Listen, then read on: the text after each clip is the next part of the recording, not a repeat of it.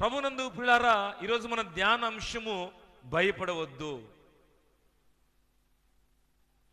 ఈ స్థలమందు కూర్చున్నటువంటి మనమైనా, ఈ రీతిగా దేవుని వాక్యం వింటున్న ప్రతి ఒక్కరిలో వారి పరిధిలో వివిధ రకాలైనటువంటి భయాలు కొన్నిసార్లు కొంతమందిని చాలా కృంగదీస్తాయి. ఎక్కువగా భయపడేటువంటి భయము, అనారోగ్యము.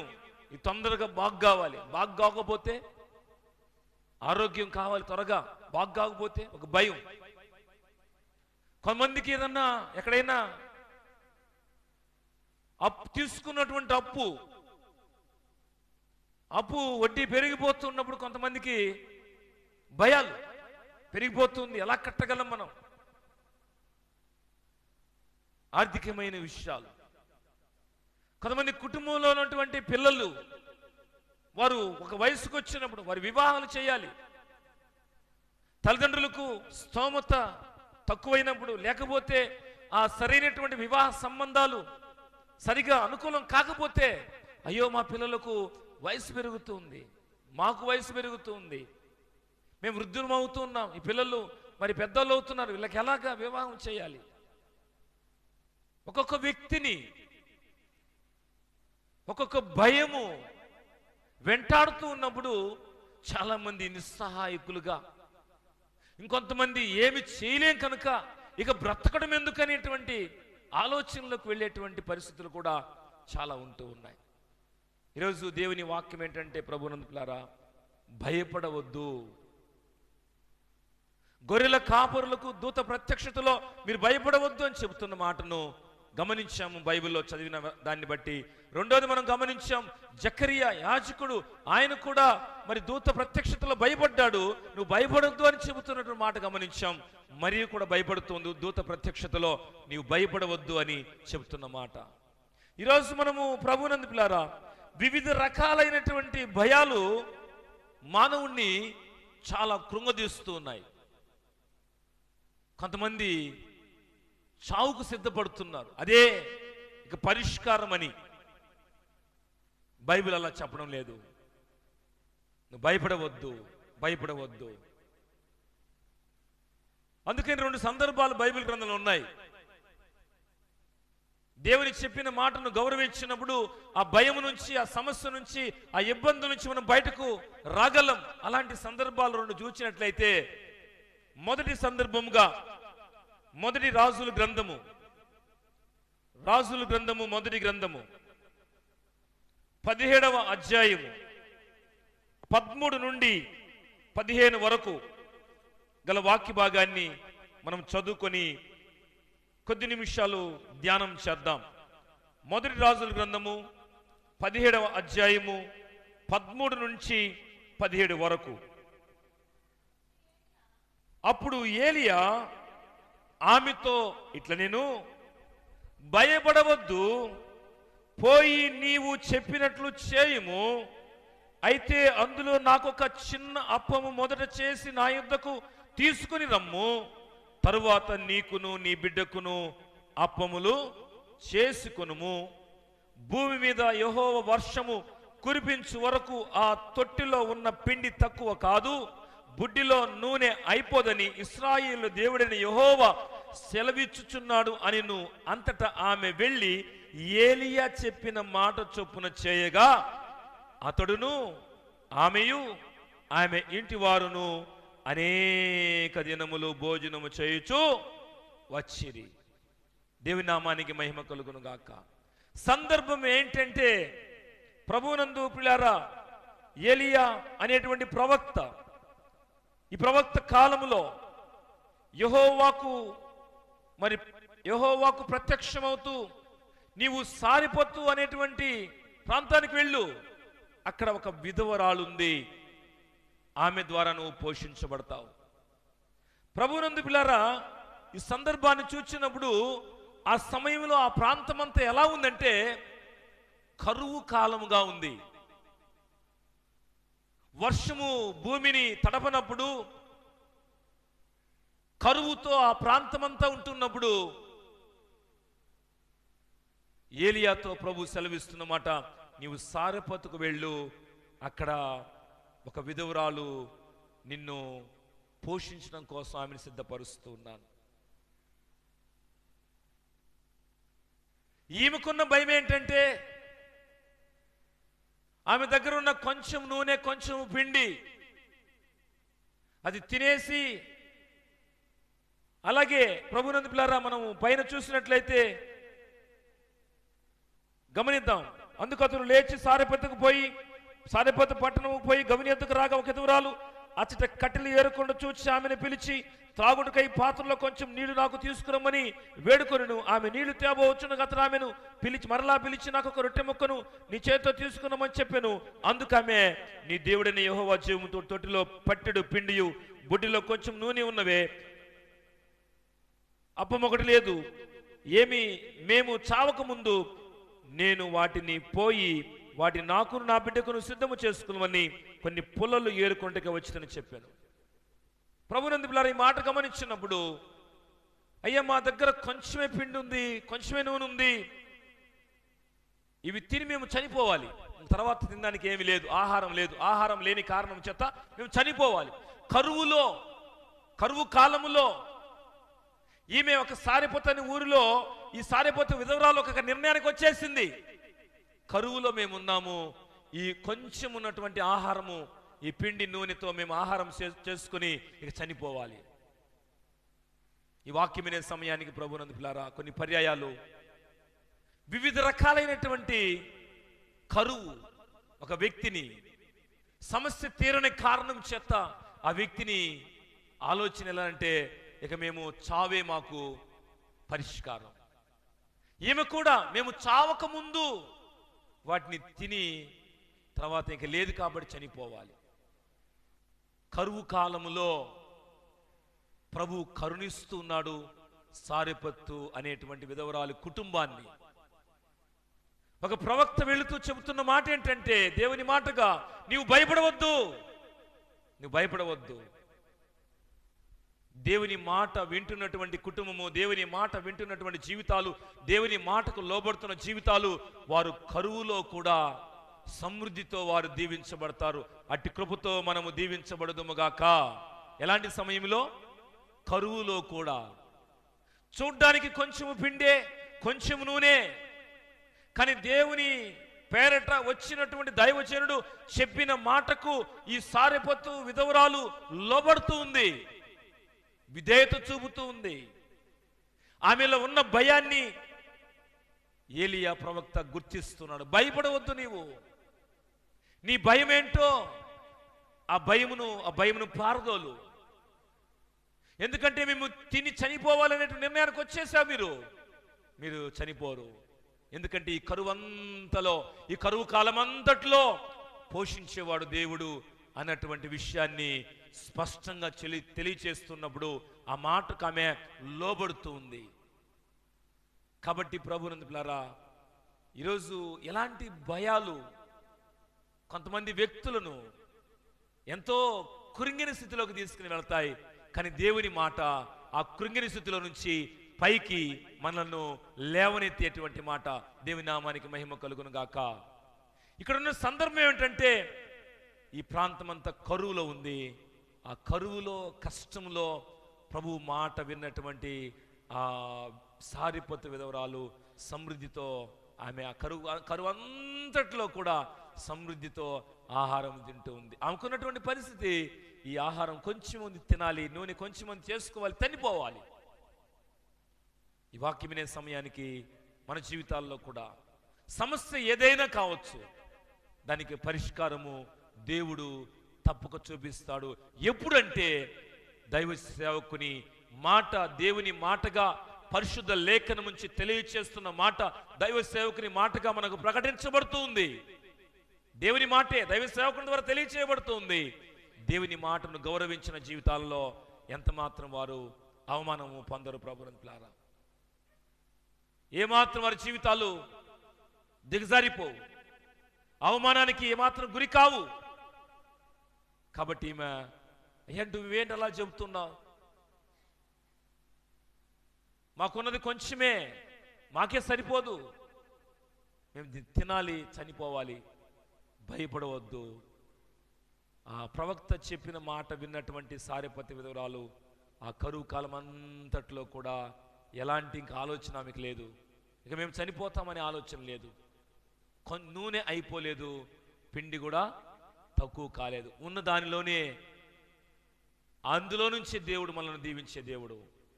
ఈరోజు మనము ఏదైతే కష్టాజితంలో కొనసాగుతున్నామో ఆ కష్టంలో నుంచి దేవుడు మనల్ని బలపరుస్తాడు. ప్రభునందులారా, అన్యాయము, అబద్ధాలు, మోసము, రకరకాల చేయాల్సిన పని లేదు.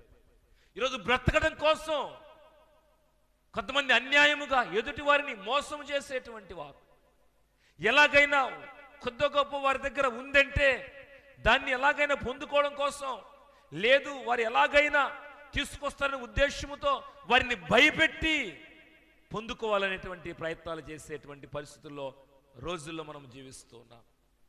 కొన్ని పర్యాయాలు కొన్ని వైద్యశాలలకు మనం వెళుతూ ఉన్నప్పుడు వాడు భయముతో, ఆందోళనతో, ఆ భయంతోనే చనిపోయేటట్టు పరిస్థితులు. కానీ ప్రభునందులారా, ప్రత్యేకమైన సమయంలో మనం గమనిద్దాం. ఏలియా ప్రవక్త సారెపతు ప్రాంతంలో ఆయన పోషించబడ్డాడు, ఆ కుటుంబం కూడా పోషించబడుతుంది. ఈరోజు ప్రభు మాట వింటున్నటువంటి ప్రతి కుటుంబం కూడా ఖచ్చితంగా ఆయన ద్వారా ఆదరించబడి, ఆయన ద్వారా బలపరచబడి, ఆయన ద్వారా ఆశీర్వదించబడతారన్న విషయాన్ని మనం జ్ఞాపకం చేసుకోవాలి. మొదటి సందర్భం, భయపడవద్దు. ఈమెకున్న భయం ఏంటంటే ఈ కరువు కాలంలో మేము ఇంకా చనిపోబోతూ ఉన్నాం. ఈరోజు మనము దేవుని వాక్యాన్ని వింటున్న మనము ఆ చావు అన్నిటికీ కారణం కాదు, దానికి పరిష్కారం కాదు. ప్రభు యొద్ద పరిష్కారం ఉంది. ప్రభు యొద్దకు వస్తే పరిష్కారం ఉంది. ఆయన దగ్గర ప్రార్థిస్తే ప్రతిఫలం ఉంది. ప్రతిఫలం ఇచ్చేవాడు ఆయన. ప్రతిఫలం ఇచ్చే దేవుని దగ్గర నీవు పరిపూర్ణంగా నీ హృదయాన్ని, మన హృదయాన్ని సమర్పించి మనస్ఫూర్తిగా ప్రార్థిస్తే ప్రతిఫలాన్ని మనం పొందగలుగుతాం. మొదటి మాట. రెండవ సందర్భాన్ని చూద్దాం. మొదటి సందర్భము, కరువు కాలములో చెప్పబడిన మాట భయపడవద్దు. ఆ కరువు నుంచి ఆమె బయటకు వస్తూ ఉంది. రెండవ సందర్భాన్ని చూచినప్పుడు రెండవ రాజుల గ్రంథం 6వ అధ్యాయం, రాజుల గ్రంథం 2వ రాజుల గ్రంథము 6వ అధ్యాయము 16-17 వచనాలు మనం చూద్దాం. 16వ వచనం చూద్దాం. మొదటగా, అతడు భయపడవద్దు, మన పక్షముగానున్నవారు వారి కంటే అధికులై ఉన్నారని చెప్పి, యెహోవా వీడు చూచున్నట్లు దయచేసి వీని కండ్లను తెరువుమని ఎలీషా ప్రార్థన చేయగా, యెహోవా ఆ పనివాని కళ్ళను తెరవజేసెను గనుక వాడు ఎలీషా చుట్టూను పర్వతము, అగ్ని, గుర్రముల చేత, రథముల చేత నిండియుండుట చూచెను. దేవుని నామానికి మహిమ కలుగును గాక. రెండవ సందర్భములో చెప్పబడుతున్న మాట ఏంటంటే భయపడవద్దు. ఇక్కడ ఎలీషా అనేటువంటి ప్రవక్త తన పనివానితో చెప్తున్న మాట, నీవు భయపడవద్దు. ఈ పనివానికి ఉన్న భయం ఏంటి? ఎలీషా ప్రవక్త మరొక రాజుతో తరం పడుతున్నాడు. ఆయన చంపాలనే ఉద్దేశంతో రాజు చేత తరం పడుతూ ఉంటే ఒక ప్రాంతానికి వెళ్ళి ఉన్నాడు. అక్కడ మనం ఆ ప్రాంతాన్ని కూడా మనము గమనిస్తాం. 13వ వచనంలో, అందుకు రాజు, మేము మనుషులను పంపి అతన్ని తెప్పించినట్లు నీవు వెళ్ళి అతడుండు చోటు చూచిరమ్మని సెలవివేగా అతడు దాతోనులో ఉన్నాడని వర్తమానం వచ్చెను. సందర్భం ఏమిటి? ఇక్కడ పైనుంచి మనం గమనించినప్పుడు ప్రభునందులారా, ఇక్కడ సిరియా రాజు, ఇశ్రాయేలుకు ఆపోజిట్, వ్యతిరేకంగా ఉన్నటువంటి రాజు. ఈ సిరియా రాజు ఇశ్రాయేలీలతో యుద్ధం చేసి వారిని ఓడించాలనుకుంటున్నాడు. ఈయన వేస్తున్న ఎత్తులన్నీ, ప్లాన్లన్నీ కూడా ఇశ్రాయేల్ రాజుకు తెలియచేయబడుతోంది. సిరియా రాజు వేస్తున్నటువంటి ప్లాన్లన్నీ కూడా ఇశ్రాయేల్ రాజుకు తెలియపరచబడ్డం, వాళ్ళు వెంటనే ఆ రాజు ఎత్తులకు వీరు పై ఎత్తులు వేస్తున్నారు. ఏమాత్రం వారిని ఓడించలేకపోతున్నాడు. సిరియా రాజుకు అనుమానం వచ్చింది, అయ్యా మనం అనుకున్నవి ఎలా ఆ రాజుకు తెలుస్తున్నాయి? మనలోనే ఇశ్రాయేలు పక్షముగా ఎవరైనా ఉన్నారా అంటే అప్పుడు అక్కడ నుంచి వినబడుతున్న మాట ఏంటంటే, అయ్యా ఇశ్రాయేలు పక్షముగా ఉన్నవారు ఎవరు లేరు, కానీ ఇశ్రాయేలు పక్షంగా ఎవరున్నారంటే ఒక ప్రవక్త ఉన్నాడు, ఆయన ఎలీషా. ఆ ఎలీషా అనేటువంటి ప్రవక్త మనం అనుకున్నది దేవుడు ఆయనకు తెలియపరుస్తున్నాడు. వెంటనే ఇశ్రాయేల్ రాజుకు ఈ మాట వెళ్ళిపోతుంది, వారు జాగ్రత్త పడుతున్నారు. ఇప్పుడు ఈ సిరియా రాజు యొక్క ఆలోచన అంతా ప్రవక్త మీదకి వెళ్ళిపోయింది. ఎవరి మీదకి? ఎలీషా మీదకి వెళ్ళిపోయింది. ఆయన్ని పట్టుకుందాం ముందు అనుకుంటూ ఆయన కోసము మనుషులు పంపిస్తున్నారు, గుర్రములు, రథములు, ఈ రీతిగా అనేకులు మనుషులు వెళ్తున్నారు, సైన్యం అంతా కూడా. దాతోను అనే ప్రాంతంలో ఎలీషా ఉన్నాడు. ఒకరోజు చూసేటప్పటికి గుర్రములు, రథములు అనేకము వస్తా ఉన్నాయి. వీరు ఉండేది ఇద్దరే, ఎలీషా ఉన్నాడు, ఆయన పనివాడు ఉన్నాడు. ఒక్కసారి ఇవన్నీ చూసినటువంటి ఈ పనివాడు ఆ ఎలీషా దగ్గరకు వచ్చి చెబుతున్నాడు, అయ్యా ఈరోజు మనము శత్రువు చేతికి వారి చేతికి అప్పగించబడిపోతాం. భయముతో ఉన్నాడు.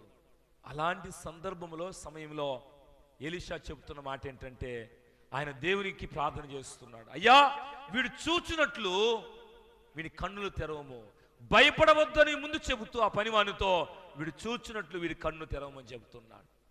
మొదటి సందర్భం గమనించాం, కరువులో కరుణ చేత కరుణించబడి మనం ముందుకు సాగేటువంటి ఆ ధైర్యాన్ని ప్రభు మనకి ఇస్తాడు. రెండవది ఏంటంటే ప్రభునందులారా, ఒకసారి మనం గమనించినప్పుడు రెండవది మనం చూస్తున్నాం, ఆపద కాలములో ఆయన మనల్ని ధైర్యపరుస్తున్నాడు. ఆపద అంటే తెలుసు కదా అందరికీ. కొన్ని పర్యాయాలు కొన్ని ఆపదలు వస్తే కొంతమంది ఎంత ఆందోళనతో పరిగెత్తుతూ ఉంటారో, అయ్యా మాకు ఈ సమస్య ఉంది, ఆపద వచ్చింది, మీరు సహాయం చేస్తారా, మాకు ఇబ్బంది వచ్చింది అని మనుషుల దగ్గరకు కొంతమంది అనేక ఆపదలలో పరుగులు తీస్తూ ఉంటారు. కొంతమంది వారి ఆపదను చూసి ఆనందించే వాళ్ళు ఉన్నారు కదా. వారు ఉన్నటువంటి ఆపదను చూచి అయ్యో మేమేం చేయలేకపోయామే అని బాధపడాల్సింది పోయి వీరికి ఆపద వచ్చిందని ఆనందించే వాళ్ళు ఉన్నారు. ఆపదలో ఉన్నవారు అనేక విధాలుగా ఆందోళన చెందుతూ పరుగులు తీయవచ్చు, కానీ ఆపదలో ఉన్న వ్యక్తిని ధైర్యపరిచేవాడు మనం సేవిస్తున్నటువంటి ప్రభువు.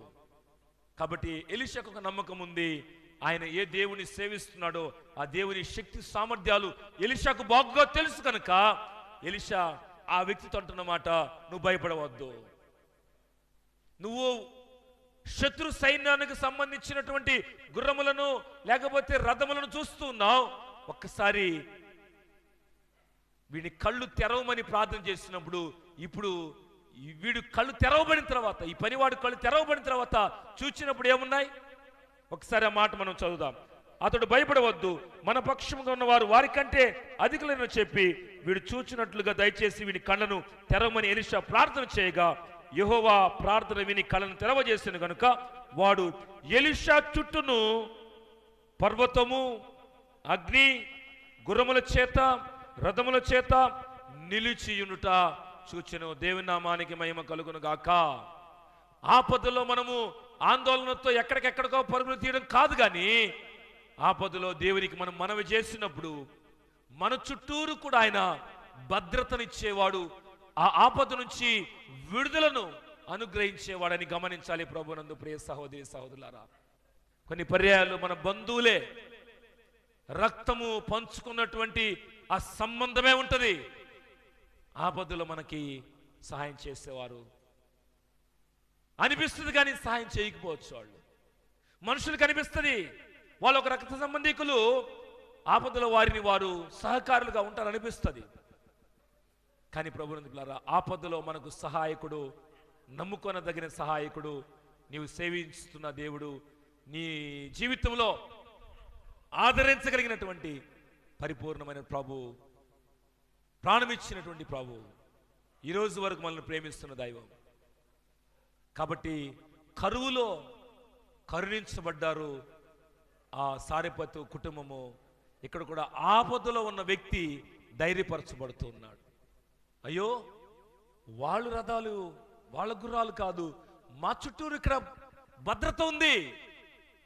ఆ భద్రత దేవుడిచ్చే భద్రత ఎంతో ఉన్నతమైనది. ఆ భద్రత నుంచి ఎవరిని కూడా ప్రభునందులారా ఎవరు కూడా ఆ భద్రత నుంచి బయటికి రానంత వరకు వారికి కలిగిన నష్టమైతే ఏమీ లేదు. ఆ భద్రతలో ప్రభు మనల్ని ఉంచాలని ఇష్టపడుతున్నాడు. ఎప్పుడంటే ఆపదలో ఆయన మీద మనము ఆధారపడినప్పుడు, దేవుని మీద మనం ఆధారపడినప్పుడు. కాబట్టి రెండవ విషయాన్ని నేను ముగిస్తున్నాను. రెండు సందర్భాలు గమనించాం. ఒకటి కరువులో సంరక్షణ సమృద్ధి ఉంది. రెండవది ఆపదలో ఆదరణ ఉంది. ఆపదలో గొప్ప వాత్సల్యతను మనం చూస్తూ ఉన్నాం. మూడవది మనం గమనించేసి ముగించుకుందాం ప్రభునందులారా. ప్రకటన గ్రంథము మొదటి అధ్యాయము 17-18 వచనాలు మనం గమనిద్దాం. ప్రకటన గ్రంథము మొదటి అధ్యాయము 17-18 వచనాలు చూసినట్లయితే వ్రాయబడుతున్న మాటను ఒకసారి చదువుకొని మన ముగింపులోకి వద్దాం. ప్రకటన గ్రంథం మొదటి అధ్యాయము 17 మరియు 18 వచనాలు.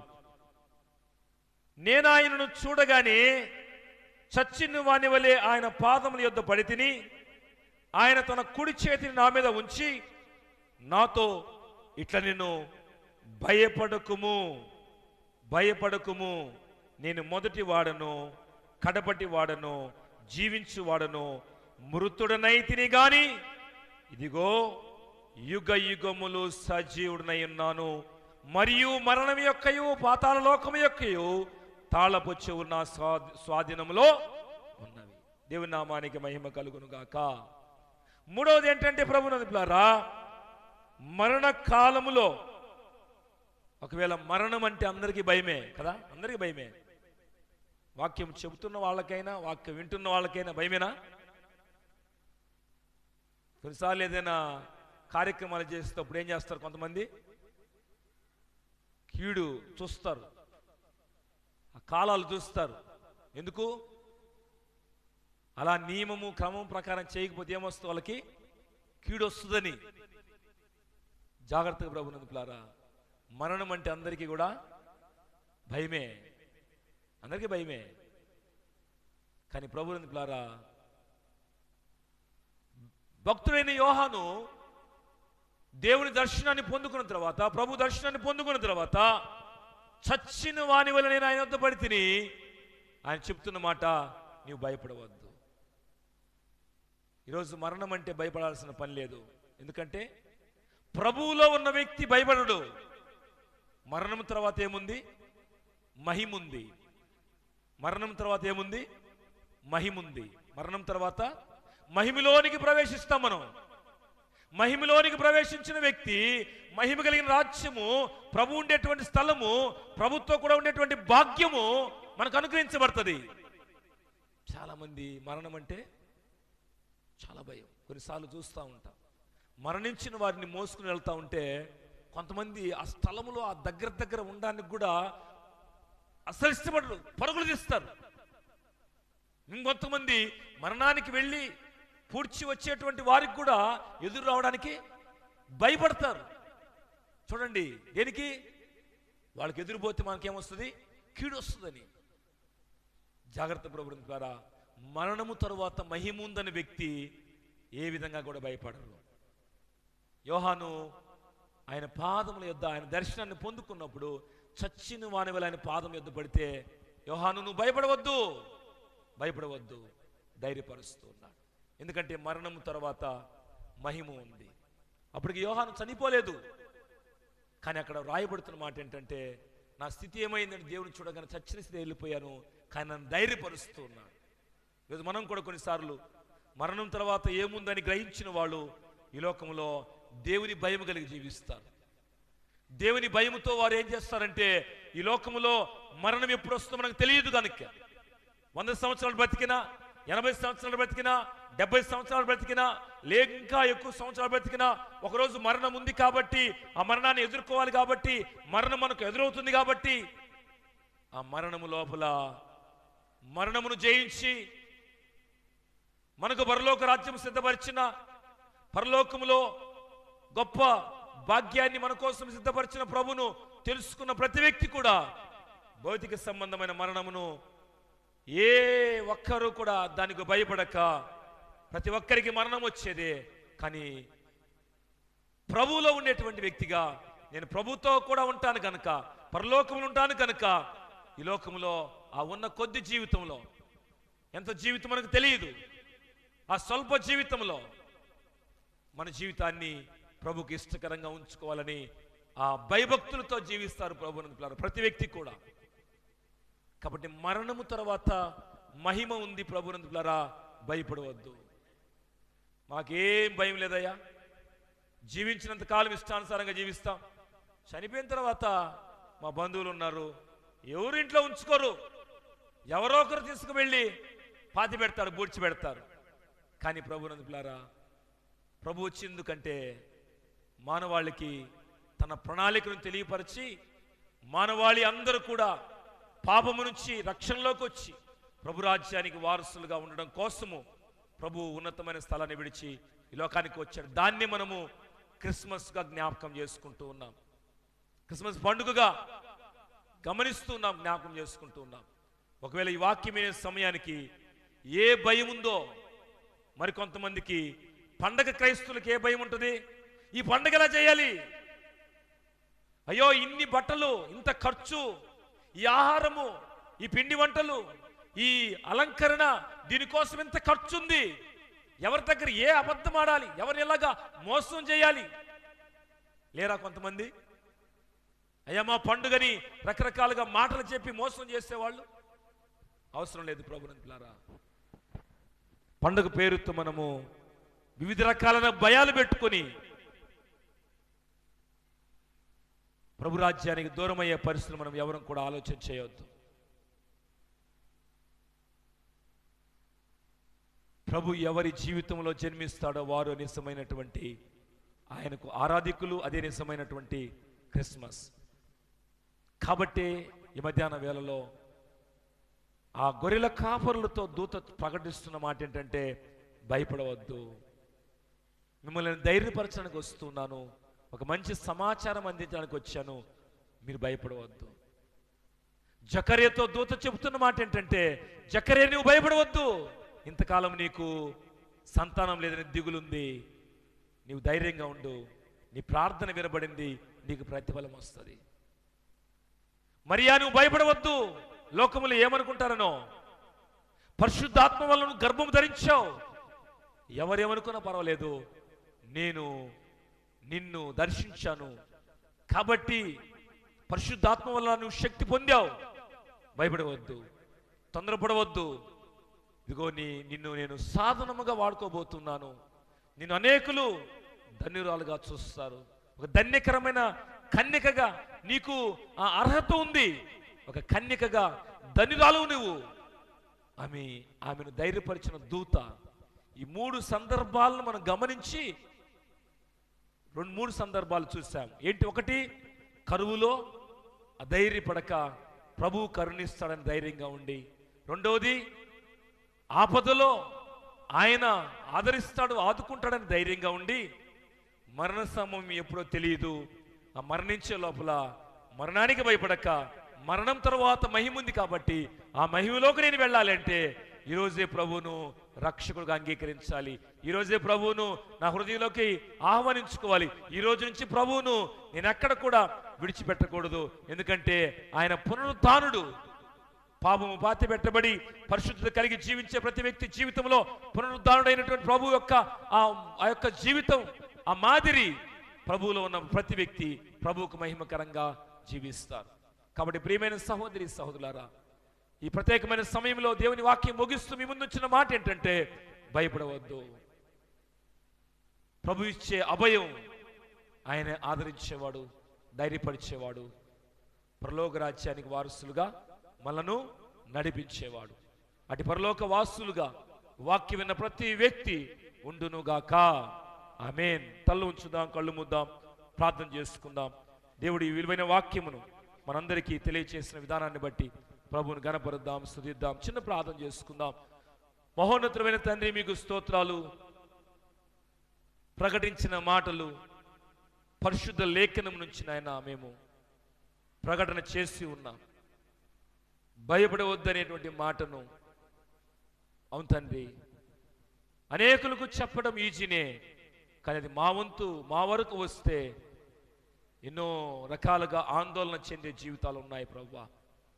కనుకనే ఎవరినైనా ఎలాంటి పరిస్థితులనైనా మీరే మమ్మల్ని బలపరచగలరు, భయము నుంచి విడుదల ఇవ్వగలరు ప్రభువా. అలాంటి కృపతో సంఘాన్ని మమ్మల్ని బలపరచుమని, భయపడక మీ మాటకు గౌరవం ఇచ్చి మిమ్మల్ని ఘనపరిచే వారముగా మమ్మల్ని దీవించుమని, నడిపించుమని యేసు నామములో ప్రార్థిస్తున్నాం తండ్రి. ఆమేన్.